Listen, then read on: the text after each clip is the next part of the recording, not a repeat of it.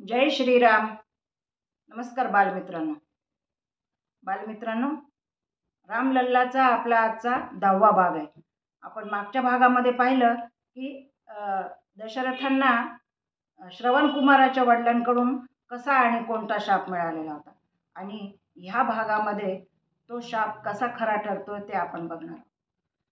आता महाराज जेव्हा राम वनवासाला गेले तर सारखं त्यांना राम आपला सुपुत्र डोळ्यासमोर दिसू लागला आणि ते सारखं राम राम राम असं करतच त्यांचा प्राणत्याग झाला. त्यांनी प्राणत्याग केले, त्यांचा मृत्यू झाला तिथे. अशा यानेच तो श्रवण कुमाराच्या वडिलांचा शाप खरा ठरला. आता हा म्हणता ही सगळी बातमी पूर्ण नगरीमध्ये पसरली, सगळ्या नगरामध्ये, आणि तातडीने मग गुरु वशिष्ठ राज्यसभेमध्ये हजर झाले. आता गुरुंची सगळेजण वाट बघत होते. गुरु आले की खूप जणांना खूप प्रश्न पडलेले होते. त्यांनी विचारलं की पहिला प्रश्न विचारला की आता यांचं महाराजांचा अंत्यविधी कोण करणार आहे. त्यांचे 2 सुपुत्र भरत आणि राम आणि लक्ष्मण तर वनामध्ये गेलेले, ते तर येऊच शकत नाहीत, आणि 2 पुत्र भरत आणि शत्रुघ्न हे आजोळी गेलेले, त्यांना सुद्धा येण्यासाठी काही नगरीहून यायला वेळ होईल. तर तोपर्यंत शव महाराजांचं खराब होईल, तर आता त्यांचा अंत्यविधी कोण करणार. तर गुरुनी सांगितलं की महाराज मोठ्या साम्राज्याचे राजा होते, प्रामाणिक होते, कष्टाळू होते, ते अतिशय सर्व लोकांचे चाहते होते त्यांचा, आणि शिवाय त्यांना 4 सुपुत्र असताना त्यांचा अंत्यविधी दुसरं कोणीच करू शकत नाही.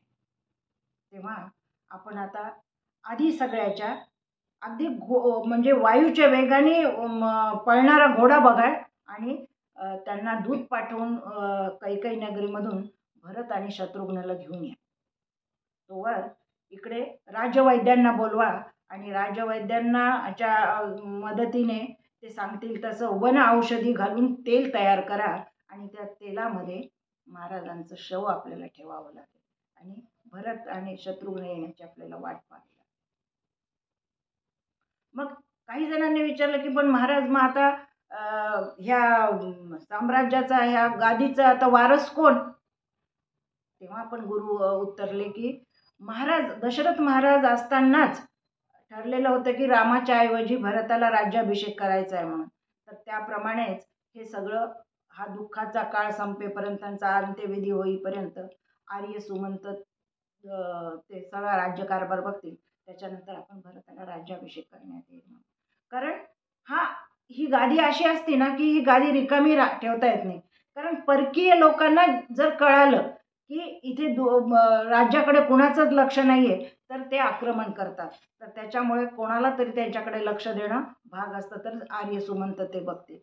असं सगळं ठरलं गेलं आणि ठरल्याप्रमाणे राजवैद्यांना बोलवून औषधीयुक्त तेल तयार करण्यात आलं. आणि तेव्हा काही असं मोठे म्हणजे शवपेट्या वगैरे असं फार काही नसायचं, किंवा AC वगैरे नव्हतं की त्याच्यामध्ये शव ठेवलं तर ते राहील खूप दिवस वगैरे, बर्फ असं काही नव्हतं. तर त्याच्यामुळे वनऔषधी तयार केलेली आणि असा मोठा टब हे करून त्याच्यामध्ये महाराजांचं शव ठेवण्यात आलेलं होतं. इकडे भरत आणि शत्रुघ्नला घ्यायला जो दूत गेलेला होता त्यांनी आधी गुरूंनी त्यांना बजावलेलं होतं की त्यांना हे असं काही घडलंय इकडे दुःखद वार्ता ही सांगायची नाही. ते कोवळी मनं आहेत त्या मुलांची आणि त्यांच्यावर आघात होईल म्हणून. तर तसंच त्यांना मग घेऊन येण्यात आलं रथामध्ये. त्यांच्या आजोळच्या लोकांनी रथ दिला आणि त्या रथामध्ये भरत आणि शत्रुघ्न जसेही अयोध्येमध्ये पोहोचतात तर त्यांना सगळे अयोध्या नगरीची कळाच वेगळी दिसू लागली. सगळं असं वातावरण उदासीन वाटू लागलं, कुठेही काही दिसत नव्हतं. नाहीतर चहल पहल रौनक असायची नेहमी करता अयोध्या नगरीमध्ये, ते काहीच नव्हतं आणि सगळं सामसूम दिसत होती. कुणीही तिथे रस्त्याने दिसत नव्हतं. जसंही पुढे आले राजदरबाराच्या समोर खूप जनता जमा झालेली होती. खूप लोक तिथे उभे होते, खूप लोक रडत होते, खूप खाली माना घालून उभे होते. भरत तिथे गेल्याबरोबर भरताला पाहताच सगळ्या लोकांनी माना वळवल्या तिकडे, असे मुरडून म्हणजे तुच्छ मानून हे मानं वळवलेलं होतं. कारण लोकांचंही बरोबर होतं, कारण त्यांना असं वाटत होतं की ह्या भरतामुळेच हे सगळं घडलेलं आहे. आमचा राम वनवासात गेलेला आहे, महाराजांचा मृत्यू त्याच्यामुळेच घडलेला आहे असं म्हणून त्याच्याशी कोणीच बोलत नव्हतं.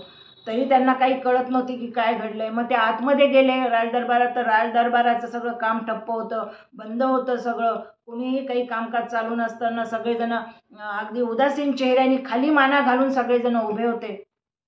भरत शत्रुघ्न दोघांनाही कळत नव्हतं की घडलंय काय नेमकं. पण ते म्हणले की चला आता आपण आधी पिताश्रीला भेटूया. म्हणून ते पिताश्रीच्या कक्षाकडे निघाले. तेवढ्या वेळामध्ये ही राणी कैकेयीची दुष्ट दासी मंथरा, की जिच्यामुळेच हे सगळं घडलेलं होतं, ती आली वाटेमध्ये त्यांना आडवी आणि गोड गोड गोड गोड बाळा बाळा भरत बाळा चल, तुझी आई तुझी वाट पाहतीये, आधी तू तिकडे चल, ती तुझी वाट पाहतीये. तो म्हणाला नाही नाही, आम्हाला आधी पिताश्रींना भेटायचं. ते म्हणले नाही, पिताश्रींना नंतर भेट, तू आधी तुझी माता तुझी दारामध्ये वाट पाहतीये. आणि शत्रुघ्नाला सांगितलं की तुझी माता सुद्धा तिच्या कक्षामध्ये तुझी वाट पाहते, तर तू तुझ्या आईला भेटायला जा. आणि असं म्हणून तिने भरताला कैकेयीच्या कक्षामध्ये ती घेऊन गेली. कैकेयीच्या कक्षामध्ये गेल्यानंतर तिचं ते सगळं पाहून तो दारातच स्तब्ध झाला. कैकेयी तर औक्षणाचं ताट घेऊन उभी होती, पण पण ती कशा रूपामध्ये होती. भरत म्हणाला, माते हे काय आहे, तुम्ही हे असे पांढरे वस्त्र का परिधान केलेत, तुमचं कुंकू दिसत नाहीये कपाळावर, तुमच्या भांगामध्ये शेंदूर दिसत नाहीये, काय झालंय माते, तुमचे दागिने कुठे गेलेत, तुम्ही दागिने का घातले नाहीत राणीच्या वेशातले, काय झालं माते, बोला, पिताश्री ठीक आहेत ना. असं म्हणतात माता कैकेयी म्हणाली, पिताश्री आपल्याला सोडून गेलेत, आपल्यात ते नाही आहेत आता. असं म्हणतात भरताला एकदम धक्का बसला आणि ते मटकन खाली बसले. पिताश्री नाही आहेत, आपल्याला सोडून गेलेत म्हणजे काय, आणि राम भैया इथे असताना असं घडूच कसं शकतं, राम भैयाने कसं काही केलं नाही.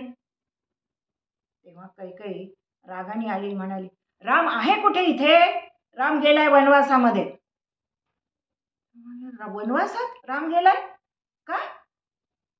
मग कैकेयीने सांगितलंय, तो मी पाठवलेला आहे त्याला, पण ही मोठी कहाणी आहे, फार मोठी कथा आहे ही, तुला मी कधीतरी पुन्हा सांगेल. पण आता एकच लक्षात ठेव की उद्या तू ह्या पूर्ण नगरीचा, ह्या साम्राज्याचा राजा होणार आहेस, तेव्हा तुला शोभेल असं कृत्य कर, तू दुःख करू नकोस. आणि तू आता बाहेरून आलायस की नाही इतक्या प्रवास करून, तर तू थोडासा आराम कर.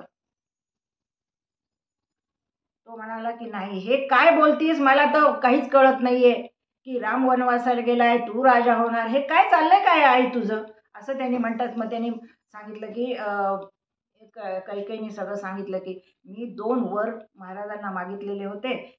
त्या एका वरामध्ये मी सांगितलं की माझ्या भरतालाच राज्याभिषेक करायचा आणि 14 वर्ष रामाला वनवासामध्ये पाठवून द्यायचं. तर त्याप्रमाणे राजा रामाने हे सगळं मान्य केलं आणि रामाबरोबर सीता आणि लक्ष्मण पण गेलेत. राम लक्ष्मण सीता वनवासाला गेलेले आहेत आणि त्या दुःखामध्येच, त्या विरहामध्येच तुझे वडील पिताश्री तुझे, त्यांनी प्राण त्याग केलेले, राम राम करून ते मृत्युमुखी पडलेले आहेत.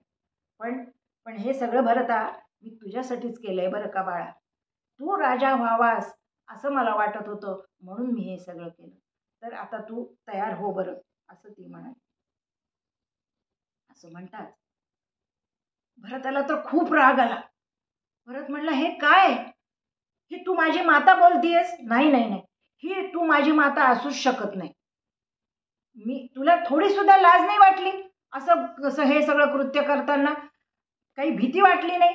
अगं अगं राम भैया कौशल्या मातेपेक्षा सुद्धा तुझ्यावर जास्त प्रेम करत होते आणि तू हे केलं, त्यांना 14 वर्ष वनवासात पाठवून दिलं, हे मला अजिबात पटलेलं नाही. मला लाज वाटते तुला आई म्हणायची. आता आजपासून तू माझ्यासाठी मेली, मी तुझं तोंडही पाहणार नाही. आणि असं म्हणून भरत तिथून निघतो आणि माता कौशल्याच्या कक्षामध्ये तो जातो. माता कौशल्या विरहाने तिथे पडलेली असते. तो जातो आणि माता कौशल्याचे पाय धरून गडबडा लोळतो आणि म्हणतो, माते मला मला क्षमा कर, माते मला क्षमा कर. ह्या कैकेयीमुळे हे सगळं घडलेलं आहे. माझा त्याच्यात काहीच दोष नाहीये. माते मला हे काहीही नकोय. मला हे वैभव नको, हे राजपद नकोय. मला माझा मोठा भैया पाहिजे. आणि मी आत्ताच जातो आणि माझ्या राम भैयाला घेऊन येतो आणि आपण त्याला उद्या राज्याभिषेक करू. माता यशोदा त्याला उठवते. उठ बाळ म्हणते. जे नियतीच्या मनात होतं ते घडलेलं आहे म्हणते. आणि पण तू जाशील तर मला घेऊन चल असं ती म्हणते. तुमचे पिताश्री तर गेलेले आहेत आम्हाला सोडून, पण आता मला माझ्या रामकडे तूच घेऊन चलशील असं ती म्हणते. हे असं सगळं चालू असतानाच तेवढ्या वेळामध्ये तिथे गुरु वशिष्ठ आणि आर्य सुमंत आले आणि त्यांनी सांगितलं की आपल्याला आता भरताच्या हाताने सगळा महाराजांचा अंत्यविधी उरकावा लागेल, तर चला असं म्हणून भरताला घेऊन जातात. आणि मोठ्या दुःखामध्ये त्यांचा अंत्यविधी पार पडतो. सगळी अयोध्या नगरी अगदी अगदी दुःखाने सगळी दुःखाच्या विरहामध्ये तो अंत्यविधी पार पडतो. सगळी शोककळा सगळीकडे पसरलेली असते. सगळीकडे सगळेजण उदासीन असतात आणि त्या ह्याच्यामध्ये हा सगळा विधी पार पडतो आणि सगळेजण पुन्हा वापस येतात. आता सांगा मित्रांनो तुम्ही सांगा बरं की हा सगळा दुःखचं एवढं त्या भरताचं किती कौतुक करावं तेवढं कमी आहे की नाही. एवढं सगळं आयतं मिळत असताना, राज्य मिळत असताना, एवढं साम्राज्याचा तो राजा होऊ लागलाय असं वाटत असताना तो हे सगळं झिडकारून लावतो आणि म्हणतो की नाही, धर्माकडे बघतो तो की आपण लहान आहोत, माझा मोठा भाऊ राम आहे, त्याला वनवासाला पाठवणं हे अयोग्य आहे, त्याला घेऊन येऊन तोच राजा बनला पाहिजे असं तो म्हणतो. म्हणजे त्याच्यात त्याचं किती मोठेपण आहे की नाही. तर मित्रांनो आता भरत रामाला आणायला वनवासात जाणार का? त्यांच्याबरोबर कोण कोण जाणार? आणि तिथे गेल्यानंतर तिथे राम सगळं मान्य करणार? राम परत अयोध्येला वापस येणार? आणि आल्यानंतर रामाचा राज्याभिषेक होणार का? हे सगळे प्रश्न तुम्हाला पडलेत की नाही. मग आता हे सगळ्या प्रश्नांची उत्तरं तुम्हाला पुढच्या भागामध्ये मिळतील. आपण पुढच्या भागामध्ये हे सगळे पाहणार आहोत. तोपर्यंत जय श्रीराम.